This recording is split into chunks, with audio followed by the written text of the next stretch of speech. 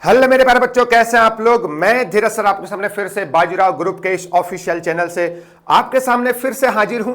आज काफी important information, इस साल की सबसे इंपॉर्टेंट इंफॉर्मेशन है। आप जिस चीज के लिए प्रिपरेशन कर रहे हैं, जिस चीज के लिए जिस चीज को पाने के लिए आपने रात दिन एक कर रखा है और आप मैथ्स के पीछे बिल्कुल खतरनाक तरीके से मैथ्स की पढ़ाई कर रहे हैं, रीजनिंग पढ़ रहे हैं, जीएस पढ़ रहे हैं और साइंस पढ़ रहे हैं और इंग्लिश पढ़ रहे हैं। हाँ जी मेरे प्यारे बच्चों, आरएमएस के एप्लीकेशन फॉर्म आ चुके हैं। ठीक है, 1 महीने का वक्त आपके पास है इसको फिल करने का।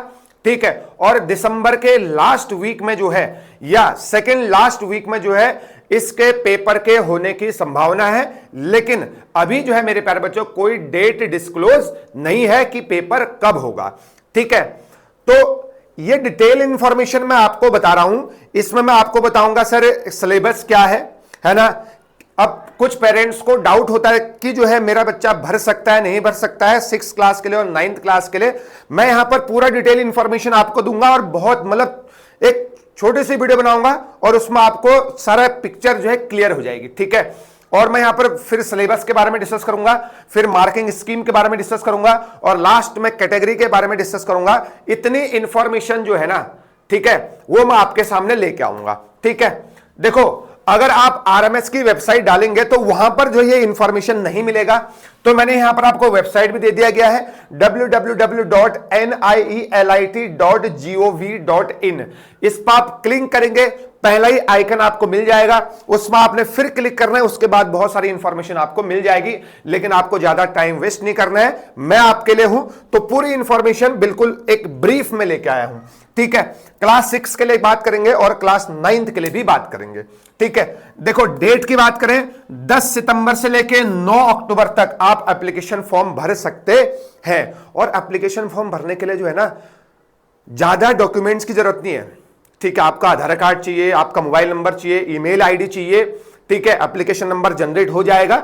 ठीक है, और कैटेगरी आप उस समय भरेंगे कि जनरल है, एसटी है, ओबीसी है, लेकिन सर्टिफिकेट आपको बाद में चाहिए, आप बाद के लिए उसको बना लें।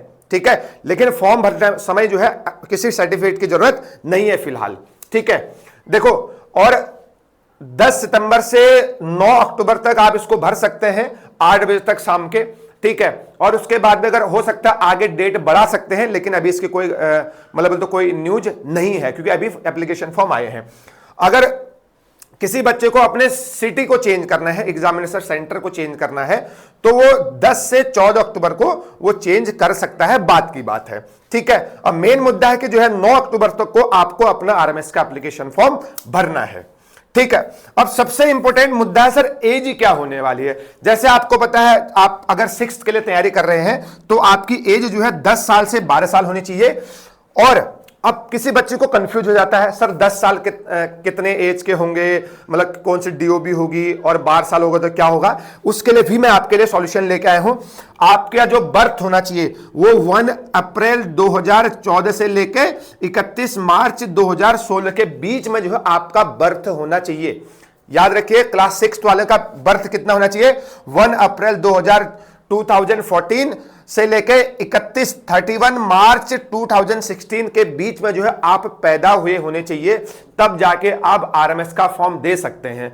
अगर आपके मन में एक सवाल हुआ, सर मैं तो 31 मार्च 2016 को ही मेरा बॉर्न हुआ है ना, तो आप क्या कहेंगे। हाँ सर बिल्कुल, आप अगर 31 मार्च को भी आपका जन्म हुआ है तो आप आरएमएस का पेपर दे सकते हैं, और 1 अप्रैल 2014 को भी आपका जन्म हुआ है तो तब भी आप आरएमएस का फॉर्म दे सकते हैं। तो मैं ये कह सकता हूं ये दोनों डेट इंक्लूड है, और इसके बीच में आपका अगर बर्थ हुआ है तो तब तो आप दे ही सकते हैं आरएमएस का फॉर्म, आरएमएस का पेपर। अगर बात करें मेरे प्यारे बच्चों 9th क्लास के लिए, एज होनी चाहिए वो इन बिटवीन 13 to 15 ईयर्स होनी चाहिए। ठीक है, कंफ्यूज हो जाएंगे, सर 13 हो रहे हैं नहीं हो रहे हैं कैसे पता चलेगा। तो मैंने आपको डेट लेके आ चुका हूं। आपका जन्म 1 अप्रैल 2011 से लेके 31 मार्च 2013 के बीच में होना चाहिए, या 1 अप्रैल 2011 को हुआ है आपका जन्म तो तब भी आप आरएमएस का फॉर्म भर सकते हैं, और 31 मार्च 2013 को ही हुआ है तो तब भी आप आरएमएस का फॉर्म भर सकते हैं। और इन दो डेट के बीच में हुआ है, इन 2 सालों के बीच में अगर आपका जन्म हुआ है तब तो आप भर ही सकते हैं। तो ये एज का क्राइटेरिया है, पेरेंट्स को भी बहुत ही ज्यादा कंफ्यूज होता है। उम्मीद करता हूं आपका कंफ्यूज मैंने दूर कर दिया हो। ठीक है, ये एज है, ये डेट का क्राइटेरिया है। ठीक है, अब सबसे इंपॉर्टेंट है, देखो हम जब किसी एग्जाम की तैयारी करते हैं तो हमें उसका फॉर्मेट पता होना चाहिए, है ना। क्लास 6 के लिए बात करें, इंग्लिश 50 नंबर की आएगी, हर एक क्वेश्चन 1 नंबर का होगा, तो 50 क्वेश्चन होंगे, मैथ्स में 50 होंगे, रीजनिंग में 50 होंगे और जीके में 50 होंगे। लेकिन जो इंग्लिश है ना, इंग्लिश को आपको सिर्फ क्वालिफाई करना है, यह आपका मेन रिजल्ट में काउंट नहीं होगा।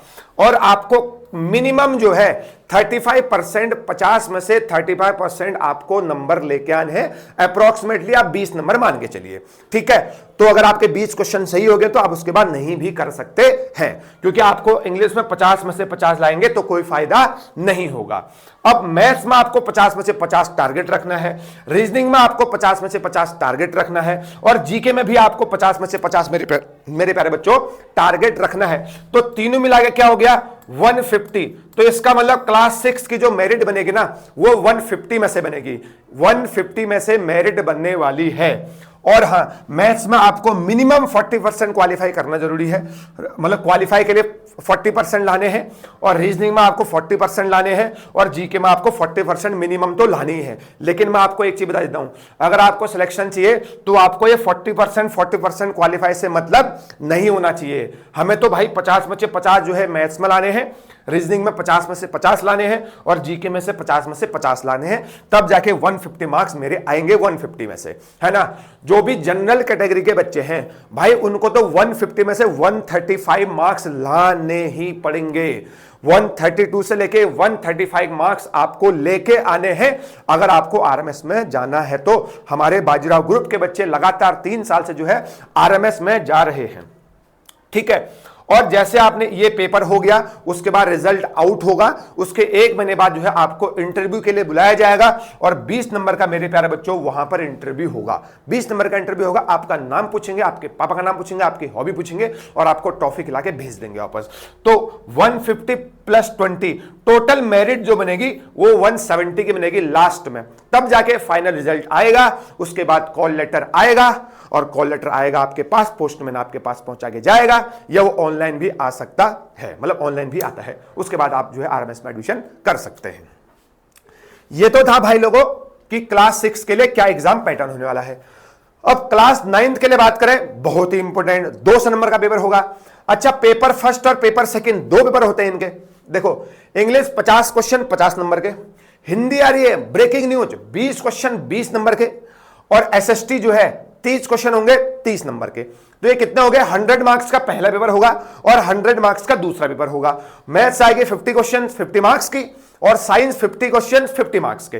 तो 100 नंबर का सेकंड पेपर, 100 नंबर का फर्स्ट पेपर, टोटल हो गया आपके 200। और 200 में से आपको मिनिमम जो है, अगर आप जनरल कैटेगरी हैं तो भैया आपको 165 से ऊपर लाने ही लाने हैं। 165-70 तक लाने हैं जनरल कैटेगरी के स्टूडेंट वालों ने, क्योंकि आपकी जो वहां पर आप सिविलियंस के अंदर आएंगे, आपकी जो परसेंटेज कैटेगरी परसेंटेज है, जो वहां पर नंबर ऑफ सीट्स है केवल 10% ही है। ठीक है, तो ये 50% क्वालिफाई तो ऐसे ही लिखा है। क्वालिफाई का मतलब क्या हुआ, हाँ भाई मैंने किसी एग्जाम को क्वालिफाई कर लिया। इसका मतलब यही नहीं होता है कि आप जो है आपने उस कॉलेज में एंट्री ले ली है। देखो 100 200 हो गया, तो 200 का तो 50% 100 हो गया, तो 100 में तो इसका मतलब ये हो गया आपने क्वालिफाई करा है ना। लेकिन आपको लाने कितने हैं, 170 मार्क्स। तो जो मेरिटोरियस स्टूडेंट है वो क्वालिफाई को ना देखें। तो उसके बाद हाँ, टोटल मार्क्स हो गया आपका 200 की आपकी मेरिट लिस्ट बनेगी, और साथ में 50 नंबर का जो है आपका इंटरव्यू होगा जब आपका कॉल लेटर आएगा। 50 मार्क्स का इंटरव्यू, टोटल कितना हो गया, 250 मार्क्स। कितना हो गया, तो 250 मार्क्स फाइनल मेरिट बनेगी। उसके बाद आपको कॉलेज के लिए कॉल आएगा। तो यह आपका एग्जाम पैटर्न हो गया। उसके बाद, क्योंकि आपको पता है जब हम किसी एग्जाम की प्रिपरेशन कर रहे हैं या किसी जंग में जाते हैं तो सिलेबस को कंप्लीट करना होता है, और सबसे पहले हमें उस सिलेबस के बारे में पता भी तो होना चाहिए ना। ठीक है, तो क्लास 6 के लिए सिलेबस की बात करें, बिल्कुल एनसीईआरटी जो आरएमएस का जो फॉर्म आया है ना, जो प्रोस्पेक्टस है उसमें साफ साफ लिखा है, जो क्लास 5th का स्टैंडर्ड सिलेबस है, वही आपके 6th क्लास में पूछेगा। इसका मतलब जी के जो ईवीएस की 5th की बुक है ना, उसको आपने इतनी भयंकर तरीके से पढ़नी है, 20 30 40 बार पढ़ना है। आप 6th को भी टच कर सकते हैं, है ना। ये नहीं कह रहा हूं कि 5th का ही पढ़ोगे तभी सिलेक्शन होगा, नहीं, एडवांस तो पढ़ना पड़ेगा ना। तो standard syllabus of 5th class और क्लास 9th के लिए standard syllabus of class 8th, मतलब क्लास 8th का तो आपको टिप्स पे याद होना चाहिए। समझ में आया नहीं है। एनसीईआरटी आपने क्लास 8th वाले ने बिल्कुल भाई 30-40 बार पढ़नी है। साइंस की एनसीईआरटी भी 30-40 बार पढ़नी है। एसएसटी की तो आप पढ़ेंगे ही पढ़ेंगे। इंग्लिश को आपको बहुत ही कमांड करनी है इंग्लिश पे, है ना। और मैथ्स का लेवल तो आता ही आता है, अच्छा लेवल आता है, कंपटीशन लेवल आता है ना। तो स्टैंडर्ड सिलेबस का मतलब ये हुआ कि जो चैप्टर है उन्हीं के अंदर में से पूछेगा, लेकिन इसका मतलब भी नहीं कि एनसीईआरटी से सवाल उठा के पूछेगा, ठीक है। आपको उसके इर्द गिर्द जो है ना बहुत सारी प्रैक्टिस करने पड़ेगी, बहुत एडवांस टाइप के क्वेश्चन लगाने हैं, ठीक है। और कंपटीशन बहुत ज्यादा जा रहा है, ठीक है। ये सिलेबस हो गया। और अगर मैं बात करूं रिजर्वेशन कैटेगरी की, है ना, तो सबसे इंपॉर्टेंट ये होता है रिजर्वेशन। देखो, सबसे पहली बात करें जेसीओस की या ओआर की, है ना। अदर हैं जो मतलब जो सिर्फ सिपाही हैं, मतलब जेसीओ रैंक तक, चाहे आर्मी में हो, चाहे नेवी में हो, चाहे एयरफोर्स में हो, इसके अलावा कोई फोर्सेज नहीं चलेगा।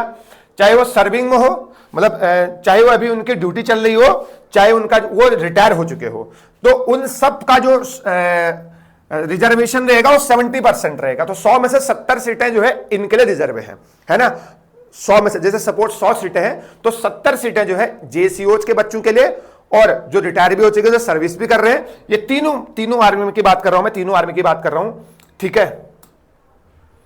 है, तीनों आर्मी की बात कर रहा हूं, या जेसीओ से नीचे वाले जितने भी रैंक के आपके पर्सन है, आर्मी पर्सन है, उनके लिए 70% सीटें जो है रिजर्व हैं।